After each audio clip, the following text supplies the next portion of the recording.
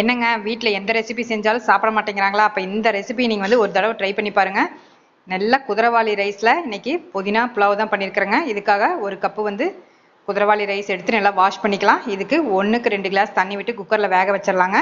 இதுக்கு ஒரு மசாலா அரைக்கணும். இது ஷார்ட்ஸ் வீடியோ தான், ஃபுல் டீட்டெயில் வீடியோ இருக்குது. இதில் மல்லி, புதினா, அதுக்கப்புறம் 2 பச்சை மிளகாய், ஏலக்காய், கொஞ்சமாக சோம்பு, மல்லி விதை ஆட் பண்ணிக்கலாம். இதை நல்லா அரைச்சி எடுத்துக்கலாம். இப்போ அந்த ரைஸ் வந்து வெந்துருச்சு. இப்போ தாளிக்கிறதுக்கு பார்க்கலாங்க. கடாயில் வந்து நெய் விட்டுருக்கிறேன். பட்டை, கிராம்பு, ஏலக்காய், அன்னாசிப்பூ, முந்திரி பருப்பு, வெங்காயம், பச்சை மிளகாய், புதினா தலை, அதுக்கப்புறம் தக்காளி, இதுக்கு தகுந்த உப்பு, மஞ்சத்தூள், மிளகாத்தூள் ஆட் பண்ணிக்கலாங்க. இது நல்லா வெந்ததுக்கப்புறமா அரைச்ச விழுதை ஊற்றிக்கலாம். இந்த டைமில் கொஞ்சமாக எலுமிச்சம்பழம் பிழிஞ்சிட்டு இது நல்லா வெந்ததுக்கப்புறம் நம்ம ஏற்கனவே வடித்த சாதத்தை போட்டு கிளறி கொஞ்சமாக நெய் விட்டு தம் வச்சு 2 நிமிஷம் தம் வச்சு இறக்கணும்னா சூப்பரான குதிரைவாலி ரைஸில் புதினா புலாவ் ரெடி. இந்த வீடியோ பிடிச்சிருந்த ஒரு லைக்